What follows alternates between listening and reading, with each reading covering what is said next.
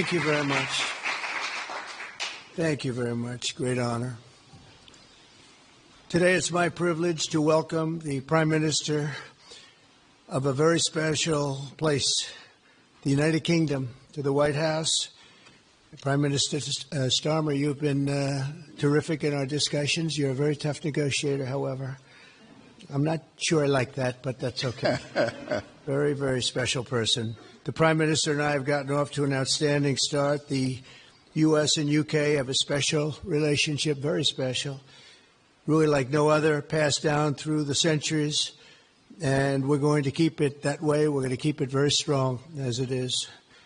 Very importantly, I was just notified by letter from King Charles that he's extended through the Prime Minister a historic second state visit to the United Kingdom. And that's a great honor because it's never happened before. One person has never been extended that honor, and I really do call it an honor, but it's not for me, it's for our country. It's respect for our country. So I just want to thank you, and I want to thank King Charles. Thank you very much, and we accept. I don't know if the media is going to follow us. I have a feeling they might. Okay, thank you very much. Appreciate it. I'm pleased to say that the bust of one of the Prime Minister's greatest predecessors, Winston Churchill, is now back in the rightful place in the Oval Office, and we're very proud of it. Our meeting today and the various breakout sessions we had were tremendously productive. Most importantly, I provided the Prime Minister with an update on our efforts to end the bloody and horrible war in Ukraine with Russia, which would never have happened if I were president. That was not going to happen. I promise you that. After 3 years of hellacious conflict, approximately 1 million Ukrainians and Russians have been senselessly killed, but the number, I believe, is much higher than that. Countless schools, hospitals, towns, and beautiful ancient churches have been absolutely obliterated. To begin the process of ending this spiral of death, I had historic back-to-back calls with President Putin, very successful calls, I might add, and President Zelensky, and my team also spoke with the Secretary General of NATO on numerous occasions, and we're working very hard to get that war brought to an end. I think we've made a lot of progress, and I think it's moving along pretty rapidly. And I want to thank all of the people that are here that have been working on it. And we'll let you know what happens. It'll either be fairly soon or it won't be at all. In addition, this week I met with President Macron of France, as you know, and held talks with members of the G7. Tomorrow, the progress toward peace will continue when President Zelensky visits the White House. He'll be here tomorrow in the early part of the day, and we'll be signing a historic agreement that will make the United States a major partner in developing Ukraine's minerals and rare earths and oil and gases, and we have a great understanding. I think it's going to be great for Ukraine. We're going to be at the site, and we'll be digging. We'll be digging. Dig we must. A big utility in New York con us, and they used to have a sign, dig we must, and we will be digging. But much of the European aid to Ukraine has been sent in the form of loans for which they expect to be paid back, and we didn't have that honor under the Biden administration. He sent money, or just sent it money after money after money, and never had any knowledge of ever seeing it back. Maybe $300 to $350 billion, but under the breakthrough agreement, very unusual, which everyone said was difficult to get, but it's really very good for Ukraine and very good for us. The American taxpayers will now effectively be reimbursed for the money and hundreds of billions of dollars poured into helping Ukraine defend itself, which by and of itself is a very worthy thing to do. We've paid far more than any other country, and with most of our support, it's been paid in military, the finest weapons anywhere in the world. This includes vast amounts of military hardware, ammunition, and various other things that we now have to start rebuilding our own stockpiles. Additionally, the minerals agreement will provide the basis for a more sustainable future relationship between the United States and Ukraine, and thus stimulate the long-term prosperity that will help the Ukrainians rebuild their country. It's been demolished, and the ruined infrastructure. The infrastructure, as you know, is in very bad shape. In just over 1 month, our administration has already achieved more progress toward peace than years in the other administration, where they did nothing toward peace. They didn't understand what was happening. Our approach is basically common sense. As I said, so many of the things that we do are based on common sense. If you want peace, you have to talk, both sides. As I discussed with Prime Minister Starmer, the next step we're making is toward a very achievable ceasefire. We hope that that can happen quickly, because thousands of young people, in this case, we're not talking about Americans, we're talking about Ukrainians and Russians are being killed every week, thousands. And it's a rough battlefield. It's a flat piece of land, and the bullet only stops when it hits somebody. And this week, I saw the reports, and it's I don't even want to say what they are, but thousands of people, young, vibrant people died. And we want to stop that. Senseless. Should have never happened. This will lay the groundwork for a long-term peace agreement that will return stability to Eastern Europe and hopefully ensure that such a terrible war will never happen on European soil, or for that matter, anywhere again. It's a horrible thing that's going on. The disaster in Ukraine shows exactly why it's so important for the United Kingdom and other NATO partners to make large investments in their defense capabilities. In many cases, 4% or 5% of GDP would be appropriate. I know that they're raising it. I just read an article, a great article, about the work you're doing in the UK as to the military. You're raising it quite a bit, which is a great thing to do for your country. It's a great thing to do. It's sad that we need that, but probably need that. So congratulations on that. I know you got it through. After years of chronic underfunding, there's an urgent need to catch up for some countries. And I want to thank the Prime Minister once again for traveling here today. Working together, I believe that we'll once again demonstrate the power of our country's unique friendship. This is indeed a unique friendship. It's been many years, and I think it's only gotten stronger, and we will make sure that it stays that way. We're going to have a great trade agreement. One way or the other, we're going to end up with a very good trade agreement for both countries, and we're working on that as we speak.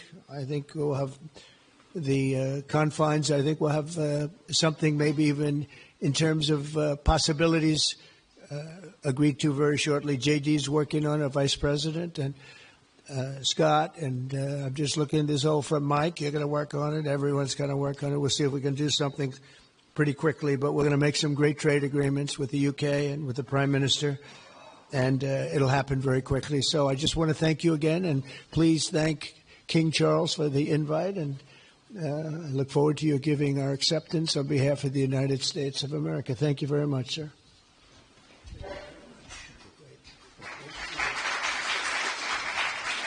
Thank you. Well, thank you very much, Mr. President. Thank you for your hospitality. Thank you for your leadership. This has been a very good and very productive visit.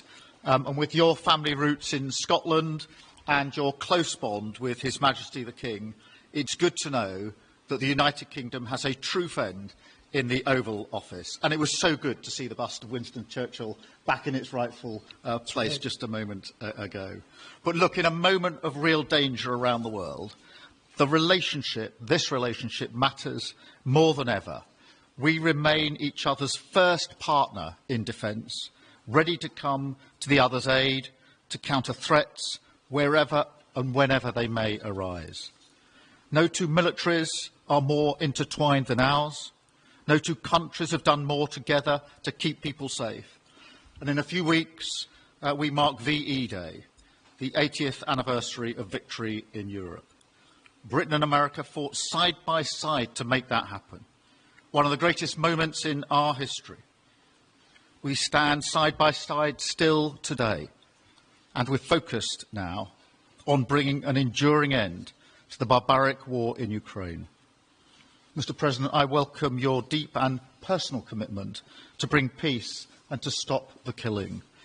You've created a moment of tremendous opportunity to reach a historic peace deal, a deal that I think would be celebrated in Ukraine and around the world. That is the prize. But we have to get it right. There's a famous slogan in the United Kingdom from after the Second World War. That is that we have to win the peace. And that's what we must do now. Because it can't be peace that rewards the aggressor or that gives encouragement to regimes like Iran. We agree history must be on the side of the peacemaker, not the invader. So the stakes, they couldn't be higher. And we're determined to work together to deliver a good deal. We've discussed a plan today to reach a peace that is tough and fair, that Ukraine will help shape, that's backed by strength, to stop Putin coming back for more. I'm working closely with other European leaders on this, and I'm clear that the UK is ready to put boots on the ground and planes in the air to support a deal, working together with our allies, because that is the only way that peace will last. Mr. President, in this new era, you're also right that Europe must step up. And let me tell you now, I see the growing threats we face, and so the UK is all in. This year we'll be giving more military aid to Ukraine than ever, and just this week I've set out how we're shouldering more of the security burden. We're already one of the biggest spenders in NATO, and now we're going much further, delivering Britain's biggest sustained increase in defence spending since the Cold War. This isn't just talk, it's action, rebalancing the transatlantic alliance, making us all stronger, and standing up for our shared values and shared security, as Britain always has. And Mr. President, it's no secret we're from different political traditions, but there's a lot that we have in common. We believe it's not taking part that counts. What counts is winning. If you don't win, you don't deliver. And we're determined to deliver for the working people of Britain and America, who want and deserve to see their lives improve. So we're both in a hurry to get things done, and that's what the UK and US do when we work together. We win and we get things done. So we'll do what it takes to keep our people safe. We'll also work together to deliver some big economic wins that can benefit us both. We have a $1.5 trillion invested in each other's economies, creating over 2.5 million jobs across both economies. Our trading relationship is not just strong, it's fair, balanced and reciprocal. We're leaders together in so many areas, ranked 1 and 2 in the world as investment destinations, 1 and 2 for universities, 1 and 2 for Nobel Prizes, 1 and 2 in golf as well, by the way, and we're the only 2 Western countries with trillion-dollar tech sectors, leaders in AI. And look, we take a similar approach on this issue. Instead of over-regulating these new technologies, we're seizing the opportunities that they offer. So we've decided today to go further, to begin work on a new economic deal with advanced technology at its core. Look, our 2 nations together shaped the great technological innovations of the last century. We have a chance now to do the same for the 21st century. I mean, artificial intelligence could cure cancer. That could be a moonshot for our age. And that's how we'll keep delivering for our people. There are so many opportunities. Keep our nation strong and fulfil the promise of greatness that has always defined this relationship. Finally, to underline the importance of this bond, it was my privilege and honour to bring a letter with me today from His Majesty the King, not only sending his best wishes, but also inviting the President and the First Lady to make a state visit to the United Kingdom, an unprecedented second state visit. This has never happened before. It's so incredible, it will be historic. And I'm delighted that I can go back to His Majesty the King and tell him that President Trump has accepted the invitation. So thank you. Our teams will now work together to set a date, and we look forward to welcoming you in the United Kingdom. Thank you once again. Thank you very much. What a beautiful accent. I would have been president 20 years ago if I had that accent. Thank you very much. Okay, let's see here. Go ahead, please. Thank you, Mr. President. Earlier today, you told me that you believe that foreign countries pay tariffs, but Americans who are concerned about higher prices believe, as most people do, that they're paid by consumers and importers when they import things into this country. Can you explain how you came to this belief that foreign governments are paying tariffs?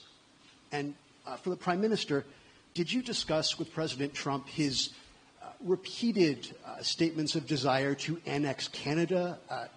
And has the King expressed any concern over the President's apparent desire to remove one of his realms from his control?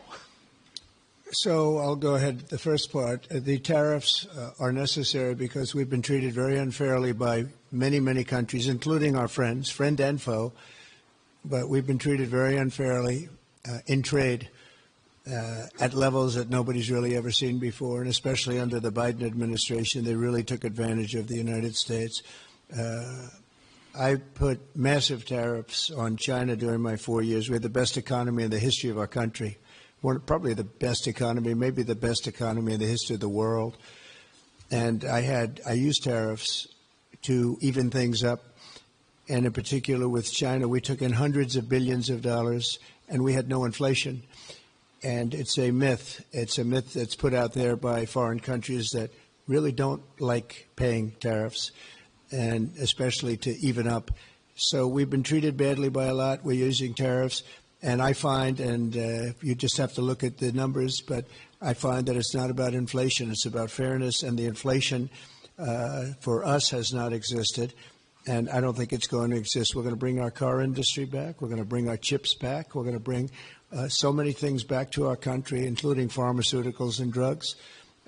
And the thing that's going to get us there is tariffs. And I say often it's my favorite word in the dictionary, but I always preface that by saying now, because I got into a lot of trouble with the fake news where they say that's not good. So I say God, love, family, wife. They're all my favorite words, but tariff is about number 4 or 5 on the list. But I will tell you, it's going to make our country rich, and it's going to stop us from being a laughing stock all over the world. Because we have been taken advantage of like no country has ever been taken advantage of. Thank you very much. And look, we had a really good discussion, a productive discussion, a good discussion, as a result of which our teams are now going to be working together on an economic deal. Our teams are going to be working together on security in Ukraine. You mentioned Canada. I think you're trying to find a divide between us that doesn't exist. We're the closest of nations, and we had very good discussions today, but we didn't discuss Canada. Thank you. Please. Go ahead. Go ahead. Yes. Thank you. Hi, Natasha Clark from LBC. Mr. President, you've said you're working on a new trade deal with Britain, which we of course welcome. President Obama once said Britain was at the back of the queue for that trade deal. Where are we now? When do you think we're going to see that? And Prime Minister, the BBC has today admitted serious flaws over the recent Gaza coverage, suggestions of payments made to people linked to Hamas. Does the BBC still have your trust? Thank you. Well, they didn't do well with President Obama. He'd never got a lot of things done, and he didn't get a trade deal done that was of any importance or magnitude. We've had great discussions on trade, and I think we're going to have a deal done rather quickly as it can be done. We're going to have something, I think, rather quickly. We expect to do that. Okay? Please. On the BBC, look, I've been concerned about the programme in question. The Secretary of State had a meeting with the BBC. I think it was yesterday, could have been the day before. Thank you. Jeff, go ahead. Thank you. you, sir. Pardon me. Mr. President, do you support Article 5 of the NATO treaty? And are you concerned that it might be triggered if European peacekeeping forces end up in Ukraine? I support it. I don't think we're going to have any reason for it. I think we're going to have a very successful peace, and I think it's going to be a long-lasting peace. And I think it's going to happen hopefully quickly. If it doesn't happen quickly, it may not happen at all. And we want it for two reasons. Number one, I want to see on a humane basis, I want to see soldiers stop getting shot, because largely it's soldiers now. Towns have been obliterated, but it's largely that. And I don't want to pay billions and billions and billions of dollars, nor does the Prime Minister or anybody else, on a senseless war that should have never happened. And we're going to get it taken care of. But I think it's going to be a peace that's going to be long-lasting. Do you have a question for the Prime Minister? Thank you. Mr. Prime Minister, you were asking the President today about a backstop for Europe if the peacekeeping force ends up in Ukraine. Did you feel like you got a satisfying answer for yourself and for Europe? And Mr. President, if you want to comment on that as well, please do.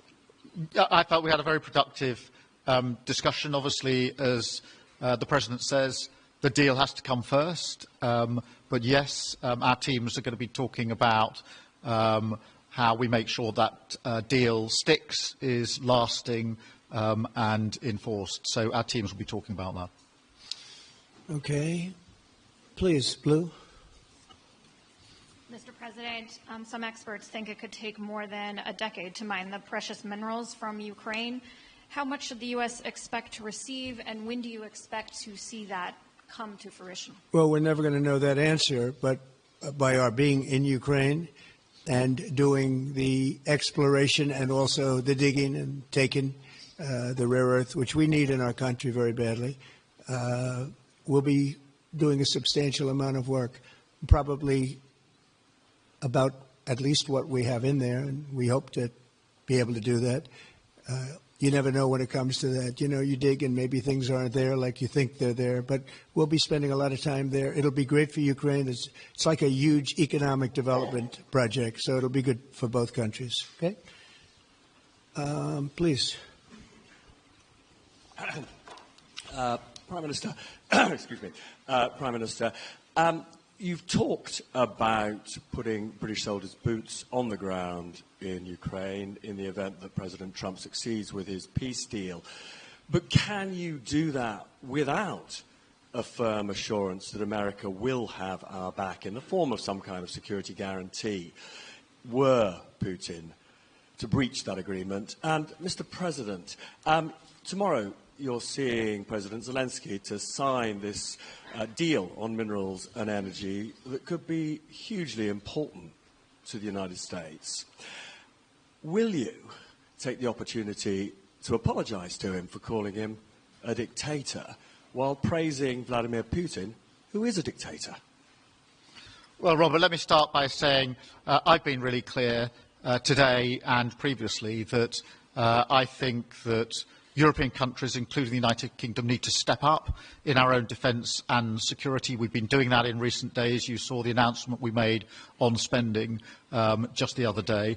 In addition to that, I've made it clear that the United Kingdom will play its full part in ensuring that if there's a deal, and we hope there is a deal in Ukraine, that is a lasting deal that sticks. And we're obviously working with other European countries on that, France and NATO in particular. But I think I'm hosting 18 countries on Sunday to further our discussions. You heard from the President this morning that, you know, as historically has always been the case, we have each other's backs. And today we've been talking about the deal, how that will be a lasting deal. And coming out of this, our teams will now be talking in detail about that. And I think we're going to have a very good meeting tomorrow, 11 o'clock. And I think we're going to have a very good meeting tomorrow morning. We're going to get along really well. Okay?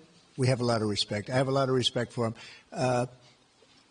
We've given them a lot of equipment and a lot of money, but they have fought very bravely, no matter how you figure it. They have really fought. Somebody has to use that equipment, and they have been very brave in that sense. Yeah, please, go ahead. ceasefire deal is nearing an end this Saturday, and there's been some worry that Phase 2 might never get there. Do you believe that Phase 2 of the ceasefire in Gaza will come to fruition? And have you spoken to Netanyahu about it? And for the Prime Minister, this peacekeeping deal has been pushed forward by the UK and France as well. Have you been in discussions with any other European countries to join this initiative? And are you expecting Commonwealth countries to also join the effort? Thank you. So we're working very hard in the Middle East and Gaza and all of the problems, and it's been going on for years and years and centuries and centuries. It's a tough neighborhood, but it could be a very beautiful neighborhood, and I think we're going to come up with some pretty good solutions. But Phase 1 is almost complete. We've had some people that have been very seriously injured, very seriously hurt, both physically and mentally. They've come out of there very, very, and some of them in very, very bad shape. It's shocking. Many young people aren't in bad shape. Young people are strong, healthy. They don't die. People have come out dead, young people and old people. It's a rough situation, but I think we're going to make it much better, and I think that we've had a huge impact on that since we've been in just the 4 weeks. I think we've had a huge impact on Gaza, the Middle East, and we have some pretty good talks going on concerning lots of other people that are going to make it better. So we'll see what happens. Nobody really knows, but we'll see what happens. But I think we've had a very positive impact. Prime Minister? Yeah, on the question of the European countries, yes, I've spoken to a number of countries, particularly in the last few weeks. We had a meeting in Paris last week. I've got a meeting on Sunday with 18 countries to further our discussions. Obviously, we've been talking quite intensely to our French colleagues and to NATO, but to other countries as well, because, as I say, I think it's important for European countries, including the United Kingdom, to step up and do more in the defence and security of Europe and our continent and the United Kingdom, and we'll do so. Well, we're talking to a number of other countries. Thank you. Yes, in the red, please. Pink red, flaming red. Is it me or her? Go ahead. Okay, thank you, Mr. President. A question on Ukraine. Number one is, if you're not considering the security guarantees, are you open to other forms of, for example, intelligence cooperation with Ukraine? And Mr. Prime Minister, President Trump has proposed a plan for Gaza. Does this fit into the two-state solution that the UK held for a long time? Do you see it fit into your general Middle Eastern strategy? Thank you so much. Yeah, thank you very much. We're open to many things, but before I even think about that, that's almost pleasant to think about because that would mean that peace has been arrived at. We have to arrive at that peace. And, you know, you went 3.5 years with an administration that never even really had a meeting. They didn't have a meeting on peace, and there was no prospect of peace. I think, frankly, Russia wanted to go through the whole long deal. I don't think they do anymore. I don't think they do. We had a very big impact on that whole situation. But I don't like talking about Phase 2 until I get Phase 1. Phase 1 is I have to make peace, and we have to get Russia to agree. We have to get Ukraine to agree, and I think we will. I think we've come a long way. I believe we're going to get it done. I wouldn't say that if I didn't think so. And I think it will be very important, very historic, and we're going to save a lot of lives. On the question of Gaza, the last few weeks of the ceasefire have been very impactful, and for me there are two images that I remember more than any other. The first is Emily Damari, who is British, being reunited with her mother. You may remember she had her fingers missing after what she endured. That was an incredible moment. I'd spent a lot of time with her mother whilst she was held captive, and her mother went through absolute torture. The other image was thousands of Palestinians marching through rubble, trying to return to their communities and their homes. So we have to do everything we can to ensure that the ceasefire continues, so that more hostages can be returned, so that aid can be brought in that's desperately needed. and we need to allow Palestinians to return and to rebuild their lives, and we must all support them in doing that. And yes, I believe that the two-state solution is ultimately the only way for a lasting peace in the region. And think of that. She came home with her fingers and part of her hand blown off. That's terrible. How bad does it get? And we had others that came home in much worse shape than that. Yeah. It's a terrible situation. Please, yes.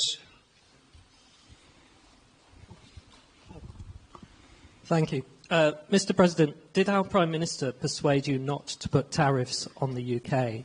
And if I may, Prime Minister, do you think that Vladimir Putin is a man who will keep his word? Thanks. He tried. He was working hard, I'll tell you that. He earned whatever the hell they pay him over there. But he tried. I think there's a very good chance that in the case of these two great friendly countries, I think we could very well end up with a real trade deal where the tariffs wouldn't be necessary. We'll see. But he earned whatever they pay him. He earned today. He was working hard at lunch, and I'm very receptive to it. I think in all fairness, in all seriousness, I think we have a very good chance at arriving at a very good deal. J.D. and Scott and Howard, all the people are working on it, and I think we have a good chance at arriving at a deal that could be terrific, really terrific for both countries. Okay? Thank you. On the second part of the question, I think my views on Putin are pretty well rehearsed and pretty well known, and my concern is that if there's a deal, and I hope there is a deal, that it must be a lasting deal, that it's not a temporary measure, and that is why I think it's really important that Putin knows that this deal, a historic deal, which I very much hope comes about, is there, and it's a lasting deal, and that we're able to deal with any inclination he has to go again or go further. I think we'll have two deals. I think we'll have a deal on ending the war, and I think we're going to end up with a great trade deal with you. And it's an honor to be with you, and I want to thank everybody very much. Thank you very much. Thank you. Thank you very much. Thank you.